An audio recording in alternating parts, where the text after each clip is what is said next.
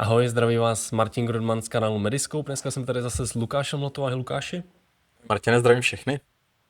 A máme tady zase další rozbor studie. Tentokrát poprvé tady máme kardiovaskulární téma a jelikož oba dva jsme fyzioterapeuti, tak nás zajímá právě pohyb a možný vliv pohybu na krevní tlak, protože studie, kterou dneska budeme rozebírat, tak právě se věnuje tomu, jestli pohybová terapie, cvičení obecně, má nějaký vliv na krevní tlak.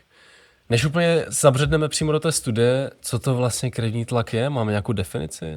Ten důležitý rámec pro začátek je, že nějaký klidový tlak krve je srdeční výdej krát celkový periferní odpor. A výzkumníci se snažili prokázat to, jak a o kolik případně jsme schopni různými typy cvičení nějak modifikovat ten krevní tlak. Proč je to tak důležité? Je to, že vlastně každý třetí dospělý člověk na planetě má nějaký vysoký krevní tlak. Většina o tom ani neví a ti, co vědí, tak berou prášky, nebo aspoň by je brát měli, ale často neberou, protože je to nejspíš otravné, drahé, mají nějaké jiné vedlejší účinky. A to, proč je vlastně ten vysoký krevní tlak tak důležitý z hlediska nějaké prevence jiných chorob, je to, že je to vlastně největší modifikovatelný faktor pro úmrtí na celém světě. Je to i před kouřením, před obezitou, před diabetem a řešíme ho, jak jsem říkal, tím způsobem, který selhává u poloviny pacientů do roka. Dnes se teda bavíme o studii, která přišla s určitou možná překvapivou odpovědí, která spoustu odborníků mohla překvapit, že novým lékem není nějaké nové farmakum, ale cvičení a ve své studii vyzdvihují konkrétně jeden typ cvičení. Je to takové izometrické cvičení, které vlastně do té doby bylo poměrně dost ignorované, by se dalo říct.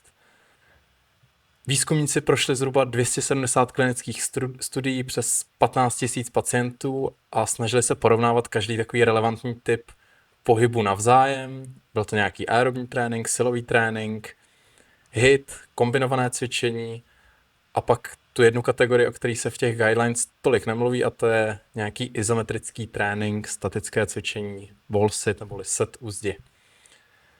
Co na to říkáš? Tahle ta studie je z roku 2023 od autorů Edwards a jeho kolektivu. A vlastně už v tom roce 2023, jako já si troufám tvrdit, že většina populace jako věděla, že takový jako zdravý životní styl, včetně cvičení, by mělo možná mít nějaký efekt na ten krevní tlak. Oni tam samozřejmě dali do toho úvodu jako každý autoři, kteří píšou ten článek, takový jako kontext toho celého problému. Popsali tam právě to, že 1,28 miliardy dospělých s hypertenzí je celosvětově, tudíž jako je to problém podobně jako low back pain, prostě zasahuje to tak strašně moc lidí. Pravděpodobně, teď si to úplně nemám na to data, ale ty ekonomické ztráty z toho, že ten člověk dostane infarkt nebo má větší pravděpodobnost toho, že dostane infarkt, tak prostě jako pravděpodobně ekonomicky nás to taky zasahuje. Troufám si tvrdit, že jako většina pacientů, kdybychom jim řekli, pomáhá cvičení snížit krevní tlak, tak řeknou, asi jo, ale vlastně teď už trošku předbíhám, jo, tak tahle ta studie, metaanalýza se systematickým review nám řekla, že v cvičení jo, asi snižuje krevní tlak. Máme tam nějakou komparaci mezi různýma typama cvičení, jak jsi zmiňoval, ale vlastně jak přesvědčit zase do toho, jako ta implikace do toho normálního světa, jak přesvědčit ty lidi, aby teda cvičili prostě. Jo, to je jako, že to už jako jenom z počátku já si nedokážu představit, že svým pacientům, kteří třeba mají vysoký krevní tlak a je to takový jako trošku vedlejší téma, řešíme třeba nějaký pohybový problém nebo bolesti a podobně, že jako neslyšeli ve svém životě, že by měli cvičit. Oni to ví prostě. Oni ví, že by měli cvičit, když mají vysoký krevní tlak nebo nějaký jiný kardiovaskulární onemocnění. Že prostě víme, že to jako funguje, že to existuje. To, čemu se možná tahle ta studie věnuje víc, je právě ten rozbor těch různých typů cvičení právě. Takže myslím si, že to jako je asi dobrá studie v tom, že nám říká, že tady máme nějakou paletu třeba těch cviků, těch forem cvičení, který až si řekneme ty výsledky, jo, tak můžou být třeba efektivní. Jak to vlastně prováděli, tuhletu studii? Autoři vlastně prošli zhruba, nebo poměrně úctyhodné číslo, je to nějakých 270 studií, které vlastně měly nějakou formu komparace toho cvičení proti něčemu jinému. Z výzkumné otázky brali vlastně běžně dospělé lidi bez omezení na nějaký zdravotní stav. Záměrně brali heterogenní populaci, kde vyskytovali se tam pacienti jak normotenzní, tak prehypertenzní, ale i hypertenzní. S tím, že ta intervence byly právě ty různé režimy tréninkových intervencí od 2 týdnů výše a měly to být právě nějaké ty aerobní tréninky, dynamické silové tréninky, kombinované, ten high intensity interval training nebo to izometrické cvičení. A ten komparátor byla právě ta neintervenční kontrolní skupina bez nějaké aktivní pohybové intervence. Primárně měřili změnu klidového tlaku a sekundárně srovnávali ty efektivity těch různých módů, submódů, o čemž si povíme asi dále. Mně přišlo taky důležitý, že vlastně tam zahrnuli pacienty, kteří měli nějakou medikaci, což mi přijde taky důležitý, aby jsme jako věděli, jestli tam právě je ta medikace nebo není, co byl ten efekt, jestli to byla právě to cvičení nebo to byla ta medikace a že ta kontrolní skupina prostě neměla jako vůbec nic, takže tady se asi nebudeme, dobře, možná tam jsou nějaký efekty toho, že ta kontrolní skupina sice nedostává žádnou dávku a jestli tam je právě nocebo, jako třeba u bolesti, že prostě když ta člověk nedostává žádnou péči, tak třeba se může jevit, že je na tom hůř, než když ví, že ta druhá skupina dostane tu léčbu. Tak tady pravděpodobně ten krevní tlak by to neměl úplně zas tak moc ovlivnit, takže to mi přijde taky super, že je to fakt jako efekt toho cvičení a máme tady nějakou jako objektivnější metriku, než je třeba bolest nebo proměnou. Vlastně taky se mi líbí, že to je vlastně něco poměrně jasně měřitelného, není to úplně něco, co by tolik muselo záviset na nějakém tom kontextu třeba, ale je to opravdu takový to tvrdý číslo. Přijde mi taky super, že vlastně, jak jsi zmiňoval, tak jako je to relativně heterogenní populace, která už šla do té studie, takhle. Co je důležitý, že oni, jelikož těch studií bylo relativně dost, 270 od roku 1990 do roku 2020, tak jelikož tam je relativně velký číslo těch studií, tak oni mohli vytvořit jako různé podskupiny právě na základě toho, jaký tu formu cvičení oni prováděli, nebo to, jaká ta populace už předtím měla ten krevní tlak, protože stejně jako to je třeba s bolestí, nebo s různýma výsledkama z dotaznících, když to číslo je jako hodně někde mimo, to znamená třeba, když má bolest člověk 9 z 10, 10 z 10, jde k nám do ordinace, tak je jako strašně velká šance na to, že zítra, když se probudí, tak bude mít menší bolest, už jenom z toho, že je na úplný jako části toho spektra, které nemůže jít výš vlastně. Podobně vlastně, nebo podobně, jako může s tím krevním tlakem jít ze 160 klidně na 300 samozřejmě, ale taky když tam máme hypertenzního člověka, který má fakt 150 na 110, tak je tam větší pravděpodobnost toho, že tam můžou mít jako větší efekty právě ta naše intervence, už jenom z toho, že je tam nějaká třeba regrese k průměru, zrovna když přišel k tomu lékaři, tak na tom nebyl třeba dobře psychicky, nebo jestli tam záleží teda, jak v těch třeba studiích dělal nějaké opakované měření, ale chci tím říct, že je důležitý jako stratifikace těch lidí na, jestli jsou normotenzní, jestli mají do 120 na 90, 80, 85, tak asi bychom očekávali nějaký jiný výsledky, než když ten člověk má 150 na 120 například. A tím, jak tahle studie je relativně velká, tak si může trošku dovolit právě to rozřazení do těch různých skupin.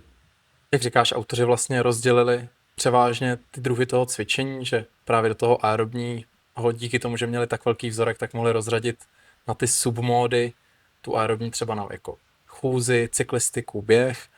Zároveň ten izometrický trénink mohli rozdělit na čistě trénink jako handgripu, dále trénink wall squatu, vlastně nějakého sezení u zdi. A vlastně mohli porovnávat i ty podskupiny přímo mezi sebou, díky tomu, jak ten vzorek na základě těch inkluzivních kritérií byl vlastně velký a kolik těch studií se jim podařilo sesbírat. Pro hodně lidí, kteří nás třeba poslouchají, nebo ať už to je like, nebo fyzioterapeut, nebo lékař, kdokoliv úplně, tak může být trošku jako divný, že přece, když máš kardiovaskulárního pacienta, tak se mu jako nedoporučuje dělat nějaký izometrický cvičení kvůli tomu, aby se mu právě nezvýšil ten krevní tlak. Ale přitom tahle ta studie a ta skupina, teda, která vytvořila tuhletu studii, tak právě i tahle ta skupina dělá studie, kde konkrétně teda oni se věnují hlavně wall-situ, kde ten člověk fakt jako sedí u stěny a zatíná většinu svého svalstva, hlavně teda na dolních končetinách a vlastně není tohleto kontraindikací, nebo vlastně jakým způsobem tohleto může změnit ten krevní tlak, když přece kardiovaskulární pacient, když má třeba prehypertenzi nebo hypertenzi, tak by neměl dělat to izometrické cvičení, ne? Nebo Jak říkáš, tam ten paradox, který vlastně dodnes se hodně nese, bych řekl, je to tím, že vlastně akutně ten tlak krve doopravdy stoupá, nicméně chronicky potom, jak dokazují i ty studie právě o toho Edwardse a jeho kolektivu z minula, že chronicky může výrazně klesat. Je to vlastně nějaká chronická adaptace po tom izometrickém tréninku. Dohledával si, jak se to vysvětlují vlastně autoři, v důsledku čeho klesá nejspíš ten krevní tlak? upřímně přímo u těch autorů jsem to jako nehledal, ale na základě jako kontextu dalších studií, přesně jak jsi říkal, jako je tam ta jako relativně masivní první odpověď, když ten člověk je v tom volsitu, tak oni vlastně, ta intenzita toho volsitu je 95% maximální srdeční frekvence, co tam oni popisovali v těch všech studiích, vlastně, které se věnují volsitu. Takže ten člověk sice jako vypadá, že se nehýbe, je u té stěny, stojí tam, ale aktivita sympatického nervového systému je relativně velká, protože chce prostě dostat tu krev přes ty pracující svaly na těch dolních končetinách, že prostě ty svalový vlákna, které jsou okolo těch cév, které jsou v tom svalu, tak jako fyzicky, vlastně mechanicky stáhnou ty cévy, tudíž ten tlak roste tím, jak roste i ta sympatická odpověď. To je krátkodobě a samozřejmě, když ten člověk je kardiovaskulárně nemocný a je tam riziko toho, že právě tohleto zvýšení toho krevního tlaku může vyvolat nějaký problémy, typu, že má třeba aneurizma a může mu prasknout, tak asi možná to není úplně nejlepší varianta, můžeme zvolit nějaké jiné varianty, ale když ten člověk má jako hypertenzi a nám nevadí to, že se mu krátkodobě zvýší ten tlak, tak je to možnost, kterou můžeme využít. To, co se teda děje při tom volsitu, je, že tam fáze po tom, co vlastně jdou pryč od té stěny, už nejsou v tom volsitu, tak je tam reaktivní hyperémie, kdy ta uvolněná kontrakce otevře ty stlačené cévy a relativně dost se tam nahrne krve. To nahrnutí krve způsobuje relativně velký, anglicky se tomu říká shear stress, česky střihový napětí v oblasti endotelu cévy, takové výstelky, které přímo v té cévě, která vyvolá zase další odpověď. Asi nemusíme úplně zacházet do nějakých jako molekulárních úrovní, ale ten výsledek je takový, že ta céva se potom trošičku ještě víc rozšíří. Tohle to může být taky stimul pro to, že se tvoří jako jiný cévy, které prorůstají vlastně tím svalem a tím, jak prorůstají ty další cévy tím svalem, tak když si to představíme třeba, kdybychom měli balónek naplněný vodou, tak když je větší ten balónek a máme tam nějak stejné množství té vody, tak ten tlak na ty cévy je menší. Oproti tomu, když je menší balónek, stejný počet mililitrů v tom balonku, tak ten tlak je větší. Tak podobně to funguje tím, že tahle ta reflexní reaktivní hyperémie v tom svalu může vyvolat právě tu angiogenezi, tvorbu těch cév v tom svalu, tudíž vlastně to celé vaskulární lůžko, kolik vlastně se nám té krve dostane do těch cév, kolik se tam může dostat těch cév, tak je větší a tím pádem musí klesnout ty krevní tlak. To je jenom jeden efekt, který je popisovaný. Je to popisovaný teda nejenom u té izometrické kontrakce, ale také hlavně taky u té aerobní složky, kdy prostě vyšší shear stress, střižní síly na tu cévu jí dlouhodobě můžou remodelovat, takže pružnost té cévy může být větší, ten celkový jako průměr té cévy může být taky větší, co se týče třeba velkých arterií. Našel jsi ještě další mechanismy, kromě tady tohohle, co jsem popisoval? Já si myslím, že ty si hezky popsal tu vaskulární adaptaci, která je popisovaná. Další tam, ten možný mechanismus může být i nějaká, jako ta autonomní remodelace, že nějaká ta opakovaná aktivace těch metaboreceptorů způsobuje centrální adaptaci, v důsledku čehož se může snížit obecně ten klidový sympatický tonus. V důsledku toho se zvýší ten parasympatický tonus a zlepší to obecně tu baroreflexní senzitivitu a ten kardiovaskulární systém vlastně trochu jako rekalibruje ten svůj set point na nějakou nižší úroveň. Tak to jsem našel ještě tu autonomní remodelaci. Ty jsi hezky zmínil vlastně baroreflex. Já bych klidně jako zůstal u toho termínu baroreflex, protože mi to přijde jako zajímavý. Baroreflex je relativně důležitý, možná i nejdůležitější mechanismus krátkodobé regulace arteriálního krevního tlaku. A funguje jako rychlá negativní zpětná vazba.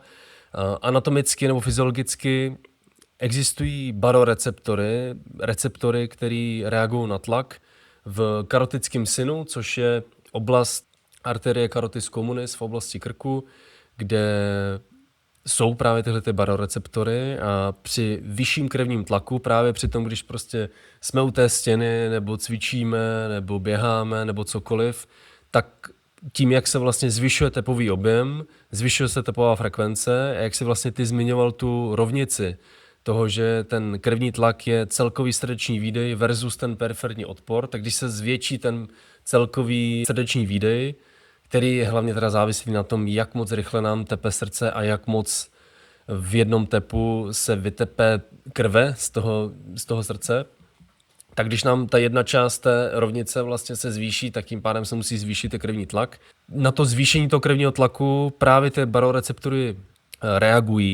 reagují přes nervový systém. Vlastně tím celkovým efektem je to, že tohleto zvýšení toho krevního tlaku přes různý nervový spoje, nemusíme jít do nějakých úplně velkých detailů, se potom nejdřív aferentně a potom eferentně změní právě sympatický tonus, že se sníží tepová frekvence, sníží se kontraktilita toho srdce, případně se zvýší právě parasympatický tonus, že přes nervus vagus se sníží sympatická srdeční frekvence.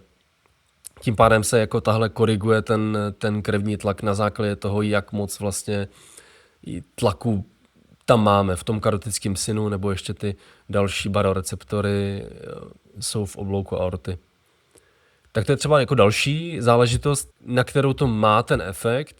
Někde se udává to, že v té izometrické fázi u těch hypertoniků nebo u hypertoniků vlastně obecně ten baroreflex může být vlastně tak trošku jako míň aktivní, že jako setlí na jiný set point, podobně jako nějaký jiný termoreceptory například, tak podobně, že prostě reagují na mnohem větší tlak a tím pádem ten tlak se udržuje relativně vysoko.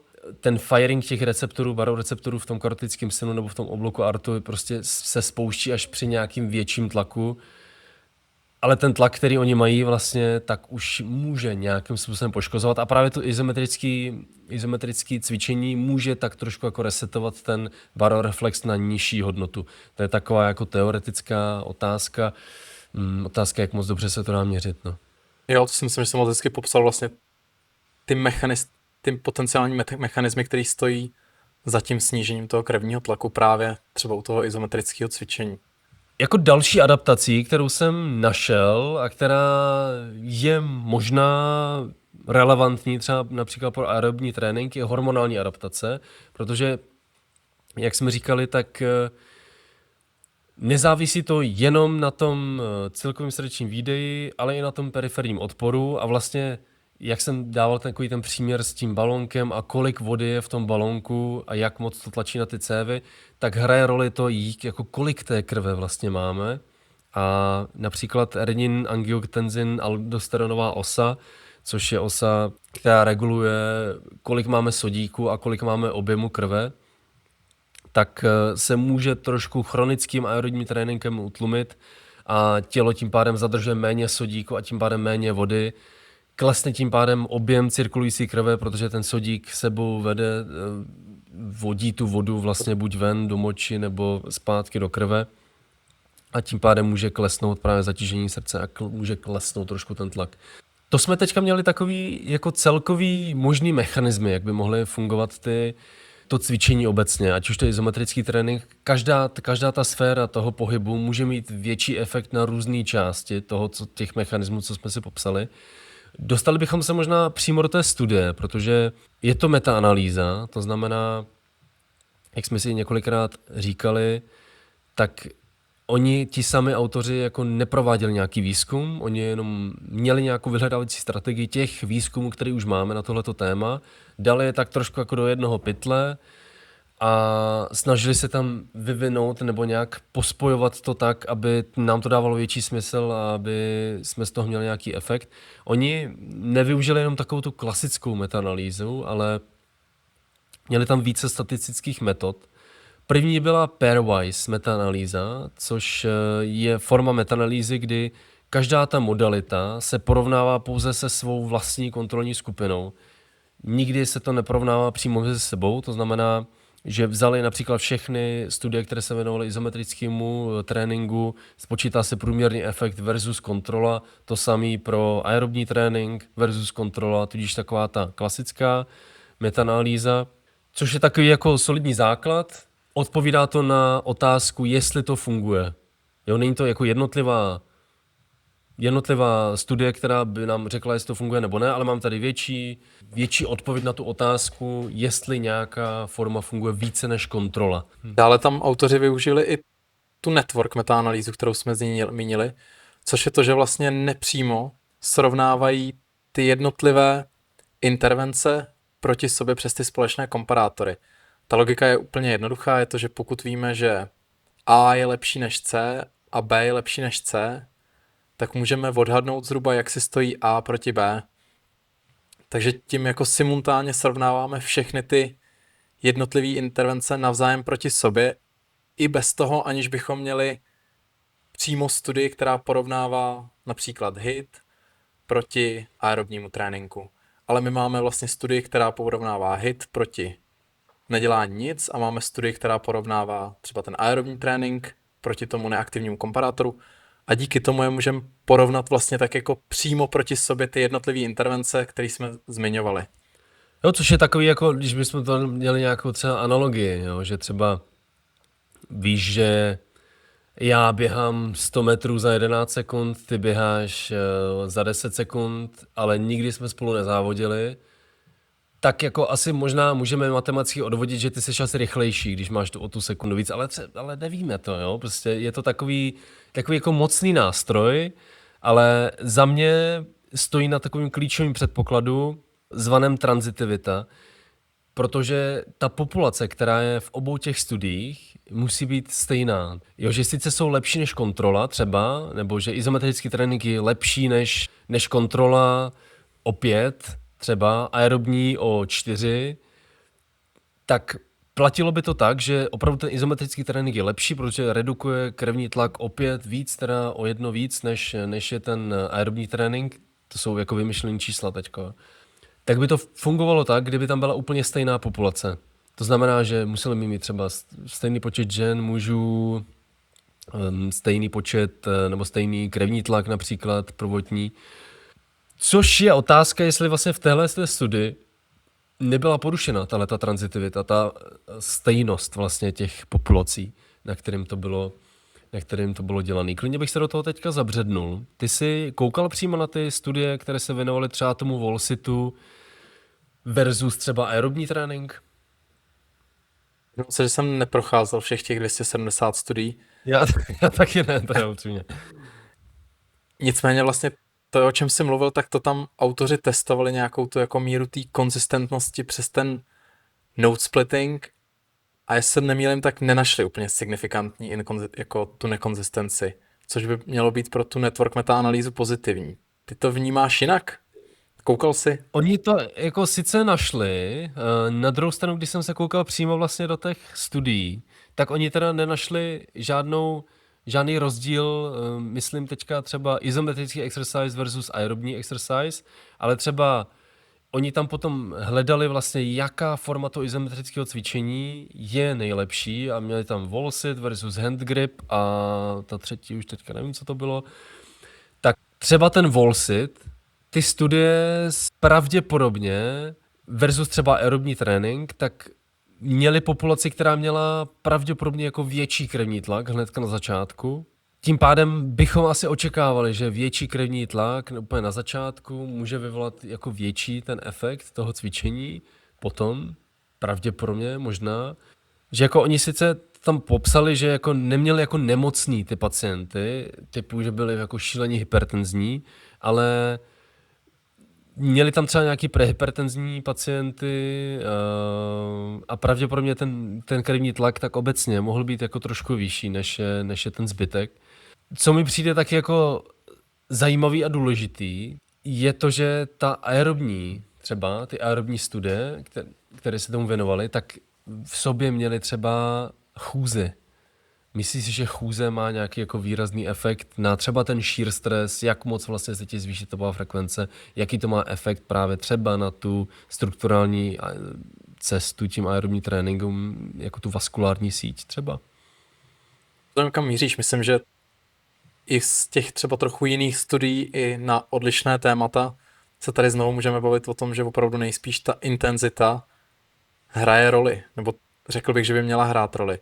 Kdy vlastně přesně nejspíš, když poběžím, tak oproti klasické chůzi budu mít jako daleko vyšší intenzitu, daleko větší ten hemodynamický stres, což potenciálně by měl být nejspíš ten jako silnější adaptační signál pro ty jako fyziologické věci, které už jsme vlastně popsali, kdy vlastně je otázka, jestli chůze tu prahovou intenzitu vůbec jako dosahuje. Jo, přesně jak jsme to vlastně měli u těch Parkinsonů například, tak tam taky prostě je nějaký jako prahová intenzita, kterou musíme překročit proto, abychom měli ty nějaký efekty a jako velice dobře to například vidíme, pokud se někdo dívá přímo do té studie, obrázek 3, efekt vlastně těch různých cvičebních intervencí na diastolický krevní tlak a tam vidíme úplně jasně, že chůze má relativně jako úzký konferenční interval, ale ten efekt je fakt jako relativně malý na ten krevní tlak. Oproti třeba cyklistice, která pravděpodobně tam má větší krevní tlak. Zároveň ty efekty nejsou třeba tak moc velký, jako je běhání například. Který tady, pokud bereme ten průměr vlastně těch efektů, těch intervencí, které se věnovaly tomu běhání, tak je největší úplně ze všech těch cvičení. Takže nepřipadá ti tohleto, jako takový je to samozřejmě diastolický krevní tlak, tak nepřipadá ti tohleto jako takový možná největší efekt, nebo největší jako vlaštovka toho, že prostě stejně jako to běhání, možná ten efekt na ten diastolický krevní tlak ne statisticky signifikantně oproti třeba izometrickému wall squatu, ale je to prostě zase, jako není to tak, že bychom měli vyhodit běhání zase.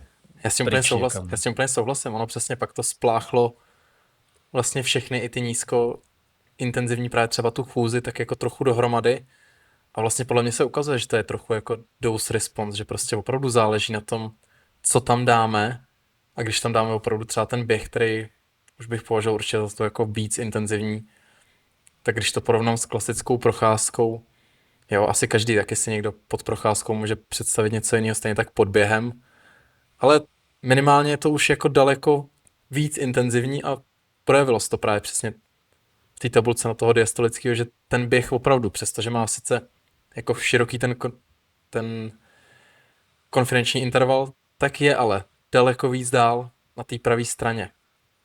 Což si myslím, že přesně trošku hází vidle do toho, že úplně bychom asi neměli ten běh zatím zahodit pro mě osobně.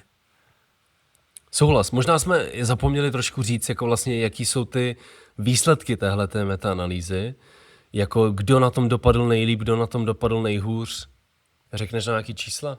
Co se týče těch výsledků, tak vlastně ten největší efekt autoři zaznamenali vlastně u toho izometrického tréninku, který byl dřív vlastně tak jako hodně demonizován, kdy ten průměrný pokles toho klidového tlaku byl nějakých 8,24 mm rtuti, což zhruba odpovídá vlastně farmakoterapeutické léčbě, odpovídá to vlastně jednomu antihypertenzivu. Kdežto aerobní trénink zaznamenal zhruba 4,5, odporový trénink, což si můžeme představit pod nějakou takovou klasickou posilovnou, nějakých 4,5, kombinovaný trénink, pokles tlaku o 6 a high intensity interval training pokles zhruba o 4. Což autoři poté, když ještě udělali tu submodální vlastně analýzu, tak zjistili, že vlastně úplně nejvíc ten efekt táhne vlastně ten wall sit. To jsou asi v krátkosti takhle ty výsledky a vlastně autoři to pak vlastně všude se tak sdílelo i na sociálních sítích, že ten izometrický trénink by měl být vlastně jako skoro řeknu kauzální léčba té hypertenze. Nicméně právě když se pak koukneme trošku blíž na ty data, tak se ukazuje, že bychom asi na ten jako aerobní trénink neměli úplně zapomenout. Je tam něco, co tě překvapilo v těch výsledcích? Takhle na první pohled. Možná, co mě překvapilo, je vlastně, že asi bychom očekávali, že ta systémová odpověď z wall squatu, který zapojuje relativně velkou část dolních končetin, nebo respektive stehenní svaly jsou asi větší, než je hand grip prostě na ruce, a že i jako ten hand grip může mít relativně docela jako dobrý efekty, jak na systolický, tak diastolický tlak, a že to může být třeba jedna z těch forem, když fakt jako netolerujeme třeba wall squat, netolerujeme vůbec žádný běhání, tak i třeba ten izometrický hand grip může být právě cesta, jak si snížit trošku tlak. Je důležité taky říct, že většina toho izometrického cvičení a těch studií, které v tom byly, dohromady teda 24 studií bylo o izometrickém cvičení, tak 17 z nich bylo o hand gripu, takže jako studovaný to je relativně dost. Na druhou stranu ten konferenční interval je taky docela velký na to, že tam bylo 17 těch studií vlastně, když tam ty efekty asi jsou závislí jak na té populaci, tak možná na té formě toho, jak to provádíme, ale co mi přišlo vlastně super, že tohle může být taky pro někoho jako varianta. Já souhlasím. Ty jsi tam ještě i dotknul toho, že přesně ten izometrický wall squat vlastně řešil jenom 4 studie, což jsou možná trochu až přehnaně silný výsledky doporučení, kdy vlastně, když to vezmeme ze všech těch studií, není to málo, je to moc, kolik bychom chtěli, rozumím, ale nepřijde mi to úplně hodně studií na to, abychom jako psali, že to je úplně na to přepsat všechny knížky a CPGs. Přesně, a taky tady je taky strašně důležitý to, že právě ten wall squat měl, jak jsi říkal, 4 studie z těch 24 a ti autoři vypadali, že prostě wall squat je úplně to nejlepší. Když se koukneme třeba nakonec, tak je tam takový diagram, kde tam jako ukazovali ty průměrné změny plus konfidenční intervaly a mají tam takovou velkou žlutou šipku, kdy ukazují, že to izometrické cvičení je úplně super a měli by ho úplně všichni dělat, protože tam je tak velká redukce. Co je důležité říct je, že tuším, že 3 ze 4 těch wall squat studií tak vytvořili ti autoři, kteří vytvořili tuhletu metaanalýzu.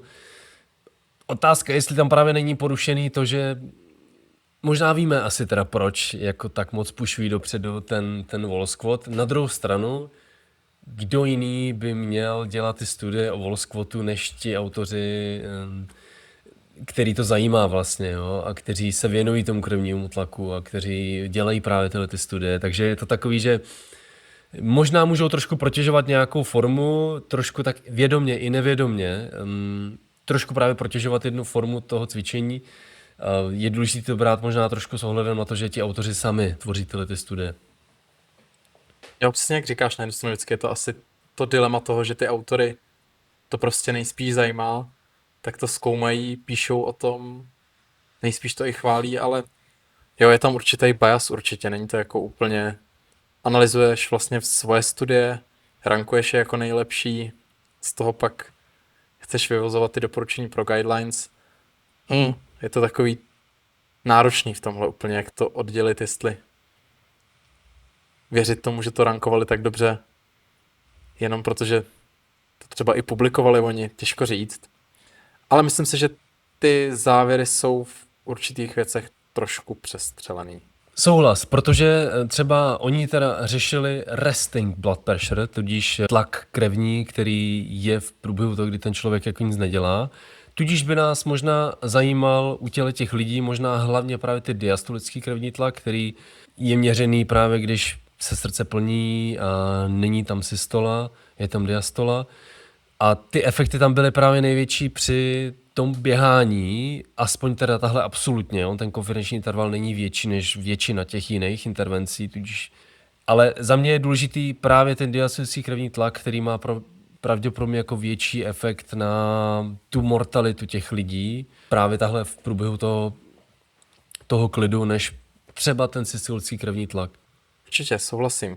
Jak bys změnil svoji klinickou praxi na základě těchto výsledků? Nebo mění to nějak tvůj pohled na práci s hypertonikama? Protože asi běžně úplně nepředpokládám, že by k tobě přišel pacient s tím, že jo, jsem hypertonik a odeslal mě pan doktor na fyzioterapii. Ale obecně, jak bys řekl, že to v tom kontextu třeba i ty jiné literatury mění nějak tvoji praxi?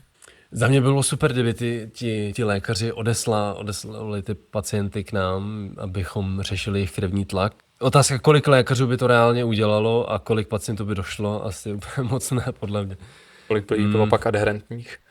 No a kolik by jich adherentní bylo, když bychom jim vytvořili nějaký pohybový program třeba, takže je to trošku utopie, ale jako takový vedlejší účinek té mé intervence, když řešíme třeba něco jiného, tak tahle ta studie, co nám aspoň říká, je určitě to, že máme jako na výběr relativně hodně intervencí a můžeme jim dát právě nabídnout, že dobře, chůze, máte rád chůzi, nechcete zvolit třeba něco trošku dynamičtějšího, ty efekty na ten krevní tlak jsou prostě lepší a když jim ten lékař například řekne, choďte, nebo řekne jim třeba zdravý životní styl, tak ti lidi si řeknou, tak začnu třeba víc chodit.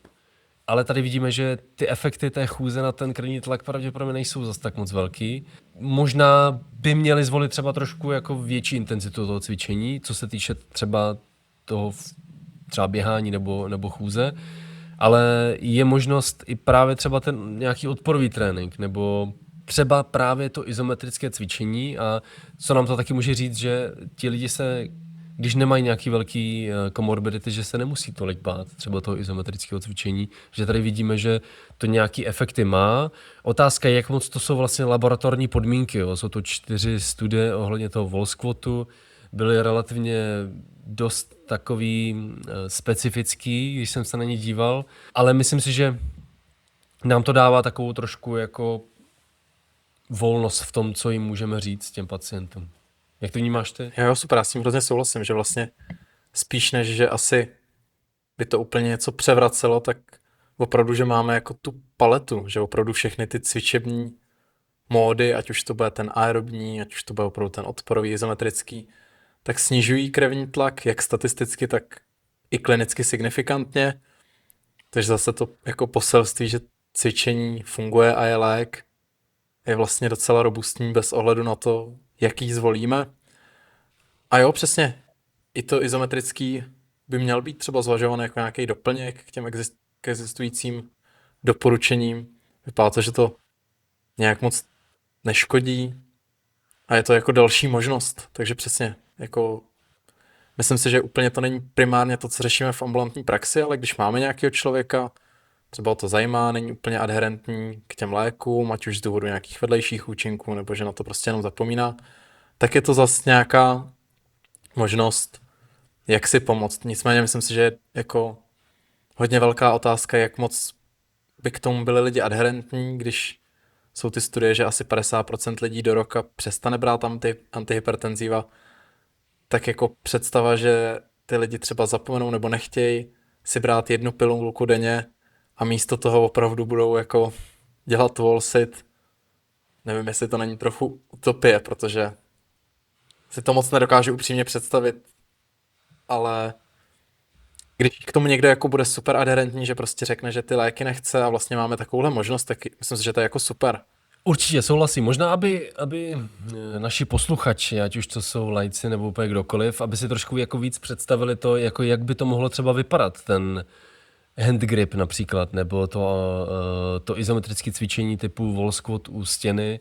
Našel jsi vlastně v těch studiích, jakým způsobem to dělali a že ty efekty jsme si vlastně řekli, jo, ale co stálo za tím, že ty efekty byly takovýhle? Znám se, že na ten hand grip to už je díl, co jsem ho četl. Bylo to hned nějak, když to vyšlo, to jsme byli někde ještě na fakultě.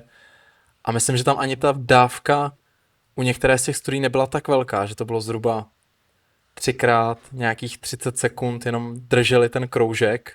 Ty jsi našel u těch wall squatů, kolik tam chtěli? Oni vlastně přímo v té studii tam popisují, jak by to zhruba tak, nebo jak to vlastně bylo popisovaný. Tak co se týče těch izometrických exercise, izometrických cvičení, často tam byly 4x2 minuty kontrakce, které byly separované 1 až 4 minutama odpočinkem. Bylo to často 3x za týden, to je tak jako obecně. Co se týče toho handgripu, tak ten byl často předepsaný 30% maximální kontrakce, to znamená, ti pacienti měli takový tak klasický dynamometr, měli tam úplně na maximum a potom 30% z toho maxima drželi. Často teda, jak jsem říkal, 4x2 minuty, pravděpodobně tady píšou ti autoři. Oproti tomu wall squat byl řešený tím způsobem, že člověk se prostě postavil k té stěně, šel tam vlastně do takového ohnutí, aby měl pocit vnímaného úsilí 3,5 až 4,5 z 10, dle teda RPE, Rate of Perceived Exertion, škála vnímaného úsilí. Na tu první sérii, pro druhou sérii to bylo 5 až 6 z 10 v škále vnímaného úsilí. A pro třetí sérii to bylo 6,5 až 7,5. Pro třetí sérii, pro čtvrtou sérii 8 až 9 z 10. Tahle to je popsaný v té studii, asi bych tomu věřil, protože vlastně samotní ti autoři tvořili ty studie, které se věnují tomu wall squatu. Takže zhruba nějakým tímhletím způsobem to může být, že ten člověk se fakt jako posadí k té stěně, je tam 2 minuty a je to pro ně relativně hodně náročný na tu poslední sérii. Co mi přišlo třeba zajímavý, je, že přece jako aerobní trénink má nějaký efekty, možná trošku třeba víc strukturální, ten izometrický možná třeba víc nervový, všechno se tak jako trošku proplítá, ale každý ten trénink má nějaký jako jiný mechanismy. Jak to, že ten kombinovaný trénink, který tam má jak to silové cvičení, kde je trošku té izometrie, nebo je tam aspoň víc té presorické odpovědi, a i ta aerobní složka, jak to, že to nemá úplně největší efekt? Nemýšlel jsem, bylo to jedno z prvních, co mě zarazilo, proč to vlastně vůbec nevyšlo. Ty na to máš odpověď? Já upřímně ne. Jako je to trošku tak jako proti tomu, co bych čekal možná asi, no. Jo, i na základě takových těch běžných VHO doporučení, že 2 hodiny silového, 2 hodiny aerobního, tak bych čekal, že obecně taková jako fajn kombinace. Já jsem čekal, že ten vyjde nejlíp. Nestalo se tak. Pro mě osobně překvapení. A nevím, čím jako bych to upřímně, možná to je tím, že prostě třeba kombinovaný trénink tvoří nějaká skupina lidí a třeba ta populace je nějaká jiná, než je v těch ostatních režimech, nebo ta intervence není třeba taková, jak bychom jako vlastně čekali u většiny třeba těch studií a možná kvůli tomu to třeba tak je. Já upřímně jsem teda nekoukal na žádnou z těch studií o kombinovaném tréninku, tudíž tady mám vlastně jenom to číslo, který to ti autoři vlastně zjistili, ale jde to tak jako trošku proti cestě, že bych jako možná čekal něco lepšího, ale nevíme, co zatím je. Možná je to tak, že fakt jako ta kombinace, ta superpolace prostě nefunguje. Možná to tak je a možná to je taky tím, že ty studie, které se tomu věnují, tak měly třeba nějaký jiný cvičení protokol, který by nemohl vyvolat třeba tyhle adaptace, ale to necháme na vás, na diskuzi a jestli vy sami vlastně zjistíte, proč by to tak mohlo být. Tohle jsem jako obecně jsem čekal, že se tomu autoři i pověnují možná víc trochu v té diskuzi, protože mi to přijde dost zajímavý a sám nevím, čím si to vysvětlit. Napadá tě ještě něco? Nebo vlastně já jsem se tě nezeptal, jako jak na základě této studie změníš svoji praxi, nebo vlastně co se změní, něco třeba jiného, než to, že máš jako vlastně tu paletu těch cvičení, který můžeš dát. Jestli ještě něco jiného, to si úplně jistý nejsem, asi spíš opravdu jako ten doplněk u těch lidí, který to jako zajímá a třeba se zmínějí o tom, že nemají rádi farmaka, že neradi jedějí prášky, tak si myslím, že jako je to fajn jim vlastně nabídnout takhle nějakou tu širší paletu těch možností, jak i s tou konzervativní strategií jsme schopní docílit takhle jako dobrých účinků. což nevím, jestli je úplně změna, ale myslím si, že je to dobrá klinická implikace a že mít nějaký ty data v zádech, kdyby to někoho zajímalo, chtěl si to přečíst, jestli to tak opravdu je, tak aby mi věřil. Takže v tomhle si myslím, že to je jako super. Jak to mění tvoji praxi?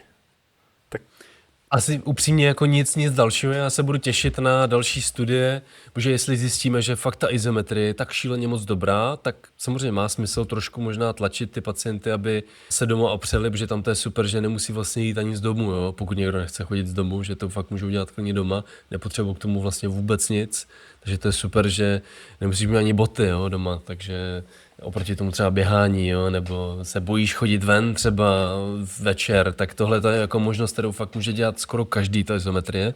V tom je to za mě super. A jestli opravdu tam bude replikace od nějakých jiných výzkumných skupin, než je tahleta skupina, a budeme mít víc robustní data do budoucna a zjistíme, že fakt izometrie je na tom skvěle, tak já jsem úplně pro a dělejme to všichni.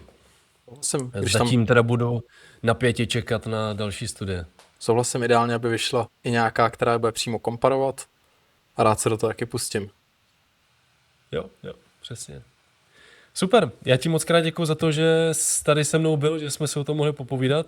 Moc děkuji vám za to, že jste doposlouchali až sem a budeme se těšit zase příště. Mějte se hezky, ahoj. Taky moc děkuju všem, mějte se hezky. Ahoj.